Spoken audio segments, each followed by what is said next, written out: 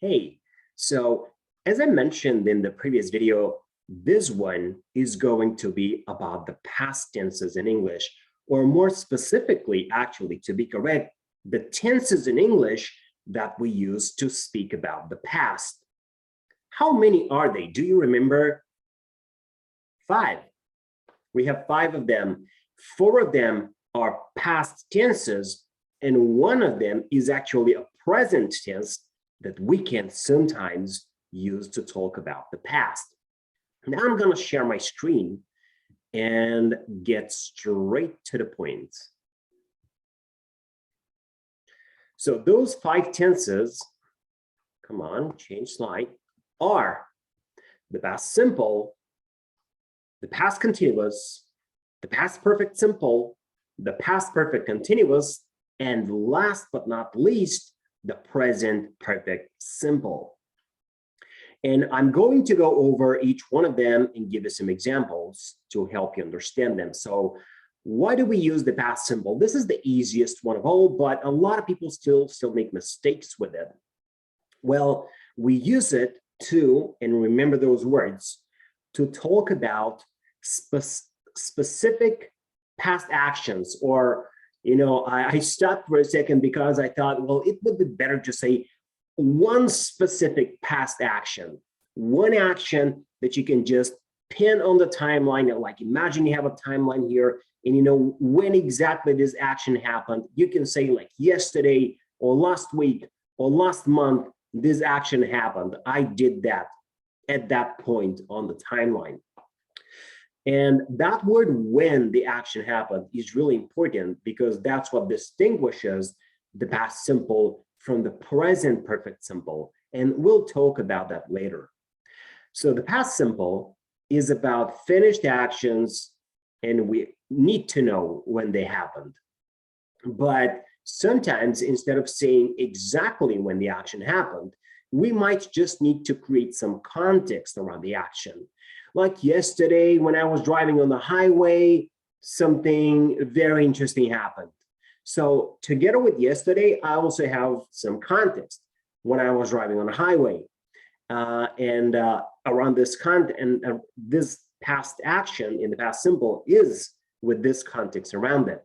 Even if I don't say yesterday, it's enough to say, when I was driving on the highway, something interesting happened.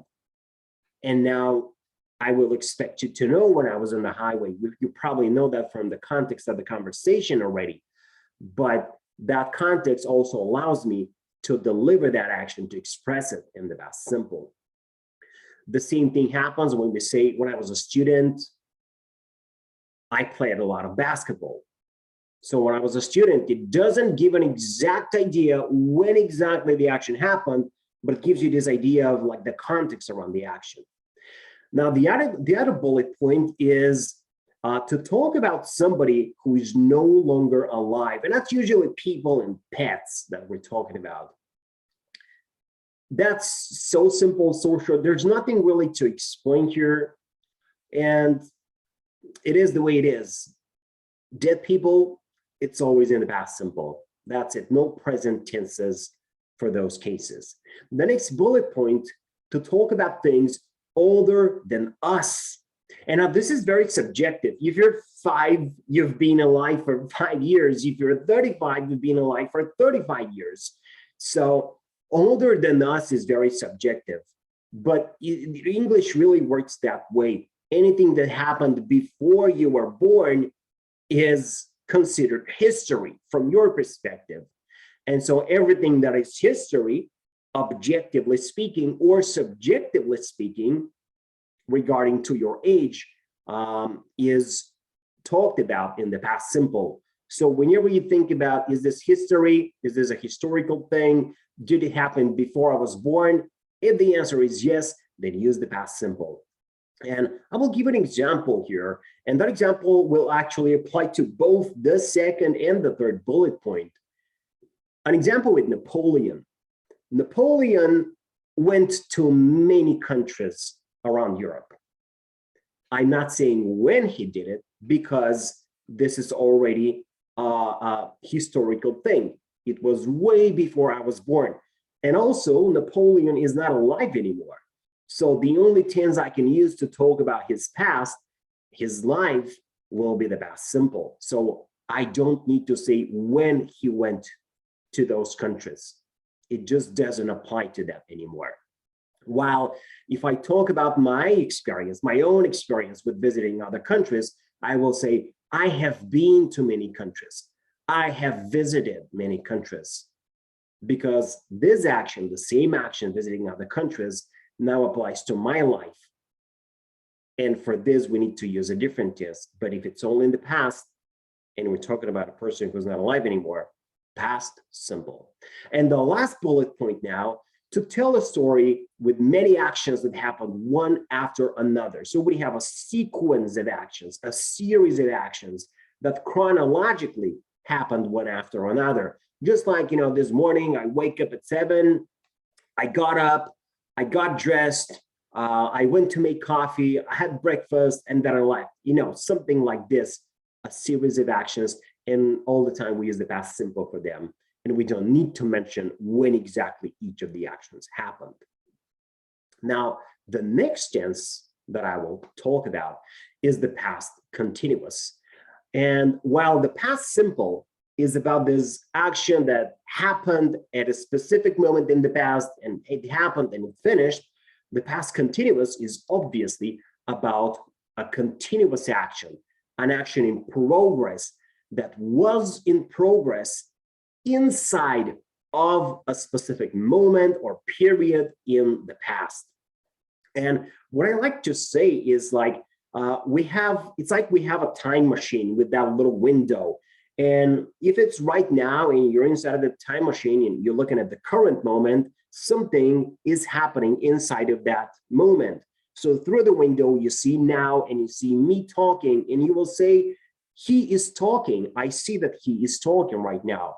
But then you start the time machine, you move back to the past, and then you see that I was talking, and you can say my teacher was talking, my teacher was doing a lesson yesterday at the same time. So yesterday at the same time, something was happening.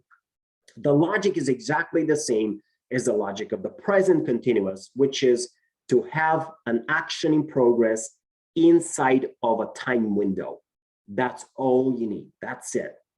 And one thing to note here, and that's in the second bullet point, it's we use the past continuous. We often do that to create context around another action, and that other action is in the past simple. So the past continuous and the past simple all often work together. And the example that I gave to you a couple of minutes ago, yesterday, when I was driving on the highway, something interesting happened.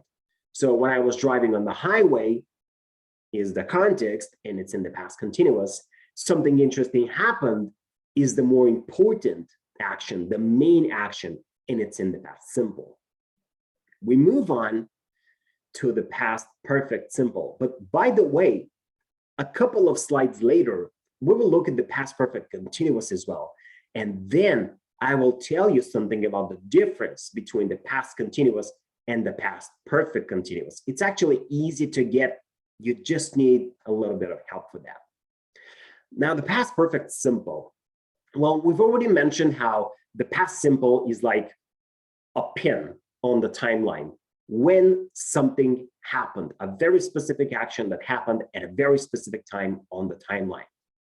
Well, the past perfect simple is another action that had happened before that first action. So we always, to use the past perfect simple, we always need to have another action mentioned first, and that other action needs to be in the past simple, typically. Not always, but typically. So I will say something like, so I will start from afar. In my life, so far up to now, I have been to America 3 times. In 2011, in 2012, and in 2015. So in 2014, I had been to America, up to 2014, I had been to America 2 times. So up to the current moment, I have been to America 3 times, but up to 2014, I had only been to America 2 times because the next time was in 2015. So you see how first I needed to introduce when these actions happened. I went to America in 2011, in 2012, and in 2015. And then with those points, I went behind 2015 and said, up to that moment in 2014, I had been to America twice. And the logic of the past perfect simple is exactly like the logic of the present perfect simple. Because again, with the present perfect simple, we have that dot, that pin on the timeline, but the pin is now. So we don't have to mention it. We don't have to think about it. It's just there by default. And up to that moment, something has happened or some things have happened. I have done some things. I have been to some countries. So for both perfect tenses and actually for all perfect tenses, we need that reference point. We need that pin on the timeline. And from there, we look back towards the past to see what has happened, or from here, what had happened up to that moment. Next, we'll go to the past perfect continuous. So you see how it's simple continuous, that's how I like to explain the tenses. So with the past perfect continuous, you can already guess we need that moment in the past. And from there, we need to look back and see about the action, see the action had been happening up to that past moment. With the perfect tenses, we always need that perspective to put that dot on the timeline. And from there, we can observe what had happened or what had been happening before that. So the logic is very close to the logic of the past perfect simple. But in this case, we need to speak about one very specific action that started sometime in the past and had been in progress up to another moment in the past. And in the next slide, actually, like I promised, I have a slide about the difference between the past continuous and past perfect continuous.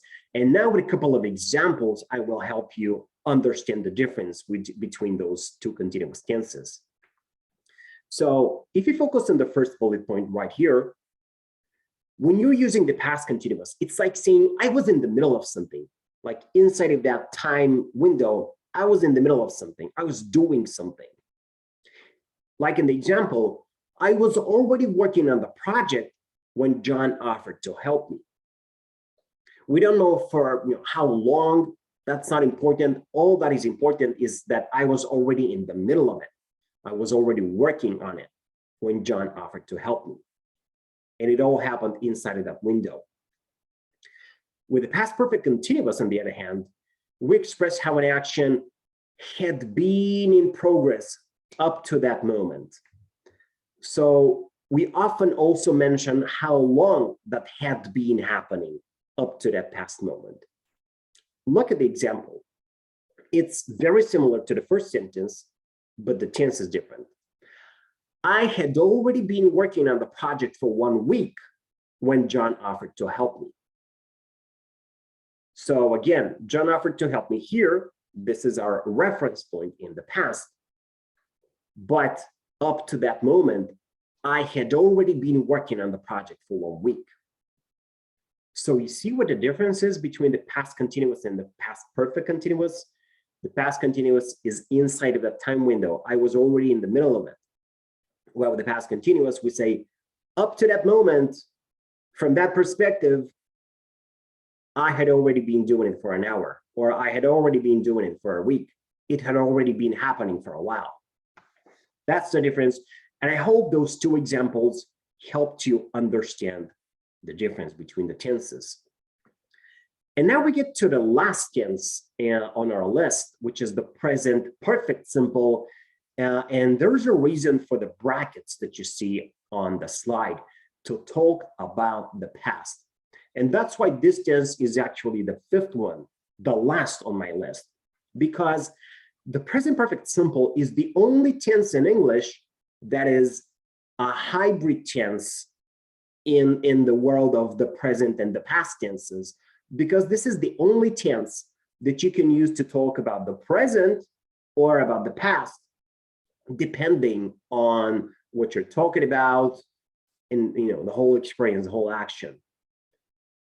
For the present, we can say that up to the present moment, I've had my car for 1 year. This is when the present perfect simple needs to replace the present perfect continuous, because we have a stative verb, have. So up to now, I have had my car for 1 year. But we can also use the present perfect simple to talk about the past, and it has nothing to do with the present.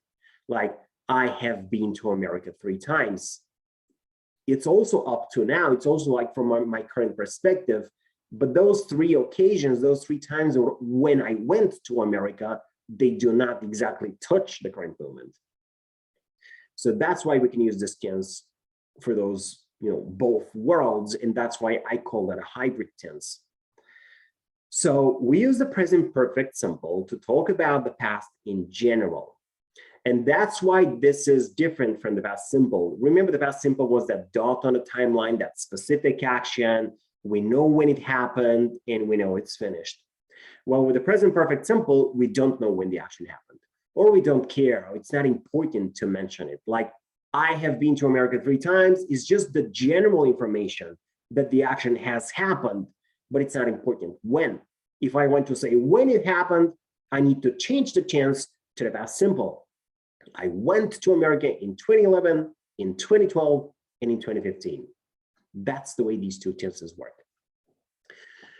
And so that's basically it. That's what you need to know about the 5 tenses that we use to talk about the past in English. If you have any questions, feel free to ask me when you meet me next time. And then in the next video, I will tell you about the tenses that we use to talk about the future. So with this, I will stop my video and wish you success in speaking English. See you in the next one.